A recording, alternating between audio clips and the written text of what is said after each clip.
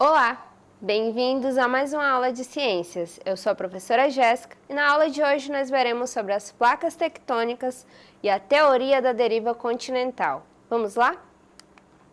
Então, para a gente começar aí, o que vale a pena a gente trazer, né, de introdução a esse assunto?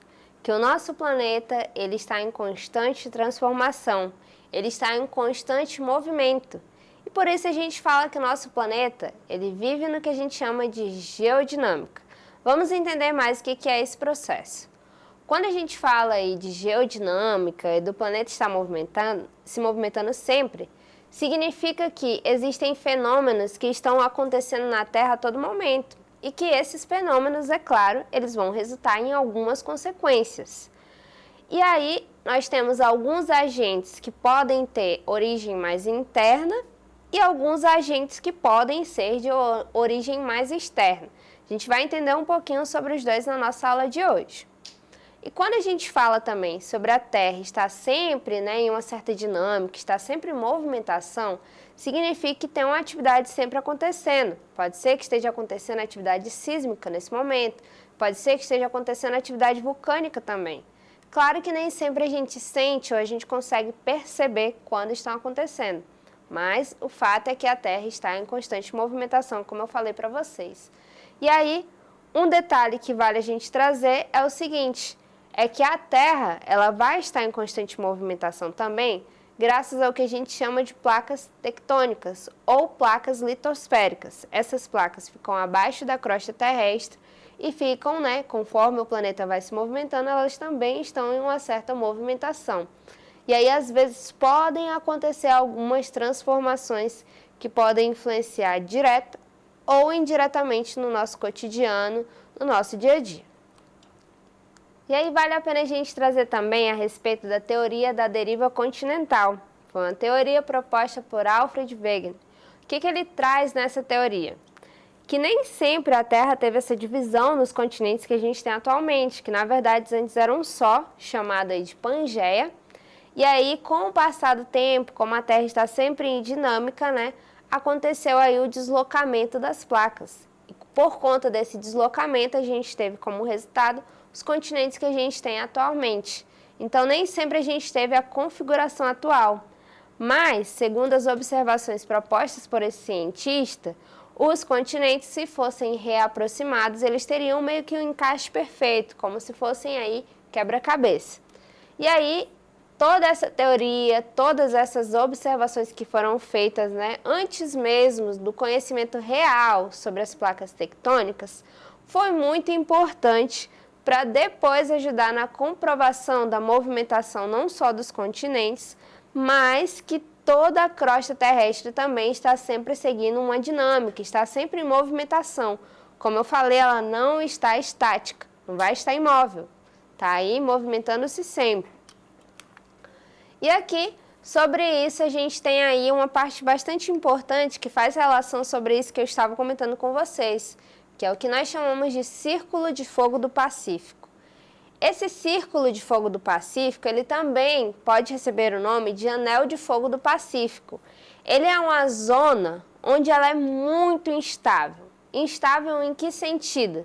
Significa que nessa região, alguns fenômenos podem acontecer com uma frequência muito maior, por conta da localização permitir esses acontecimentos, por conta aí dos encontros de algumas placas tectônicas.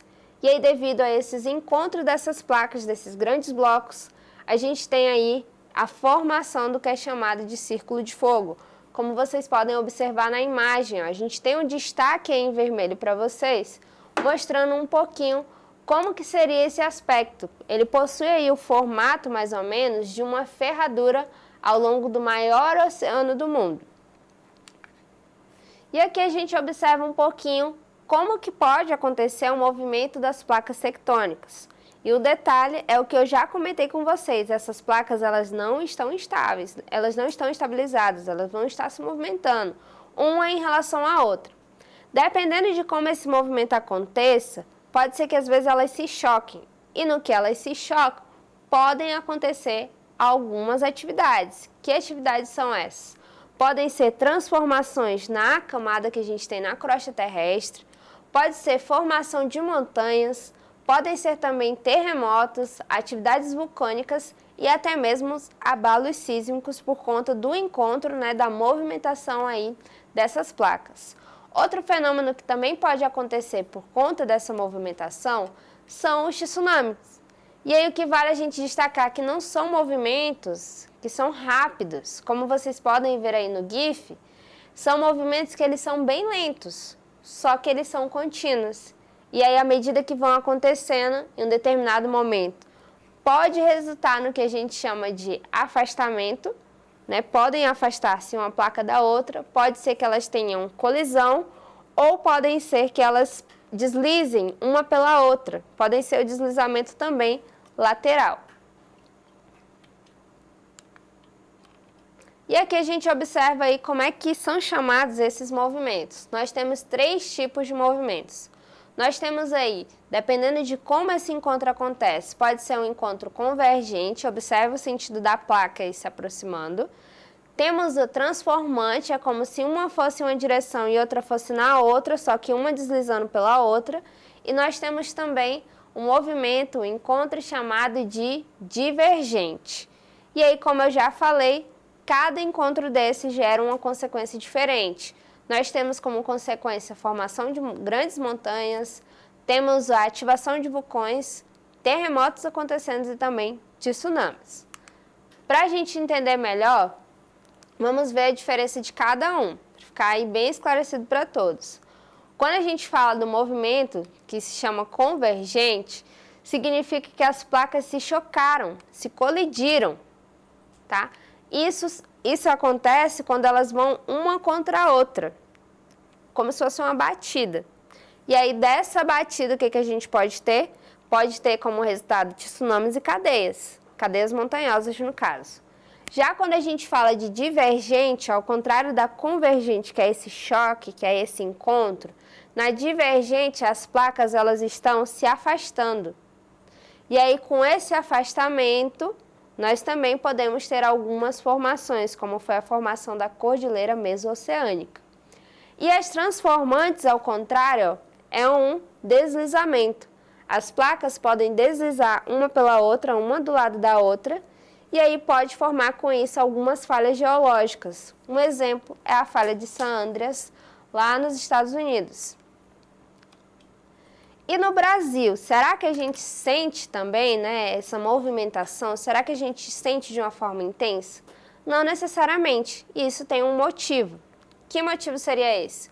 É que o Brasil, o território brasileiro, ele está no centro de uma placa, como se ele estivesse no meio de uma placa.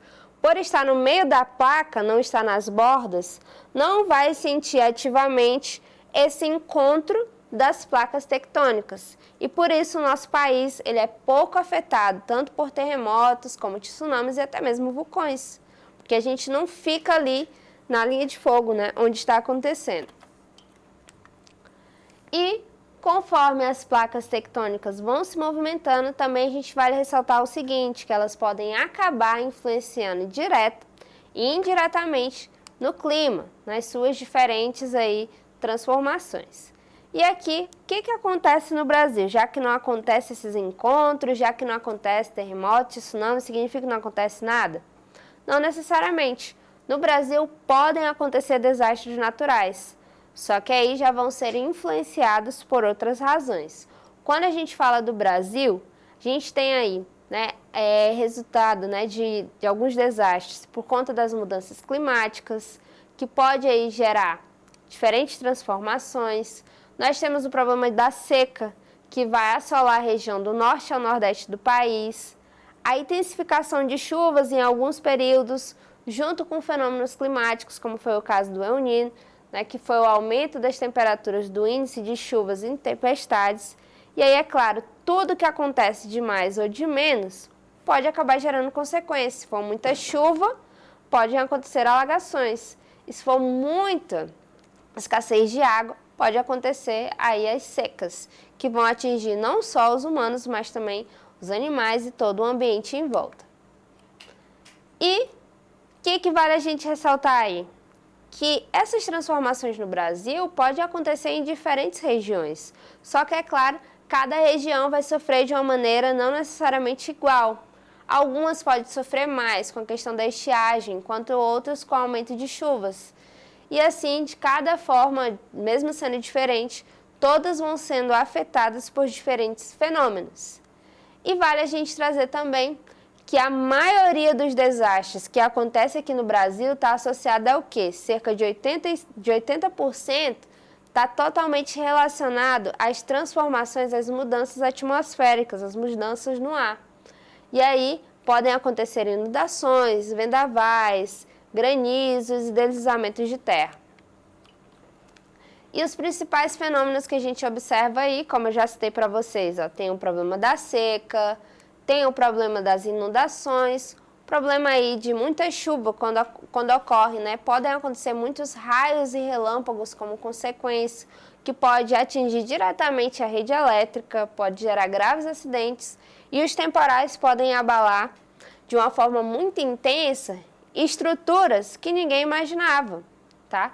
Então, o Brasil, por ele ser um país tropical e ele está aí no centro de uma placa tectônica que tem 200 quilômetros de espessura, ele não sofre grandes catástrofes, mas não significa que ele está ileso, porque alguns fenômenos podem acontecer no nosso dia a dia e podem até ser mais surpreendentes do que esses grandes que se esperam aí, né, grandes consequências. Então, a gente pode não sofrer necessariamente a movimentação das placas tectônicas se chocando, se encostando, deslizando entre si, mas a gente pode sofrer bastante com a instabilidade atmosférica, que pode influenciar, como eu já falei para vocês, direta e indiretamente no nosso clima, tá?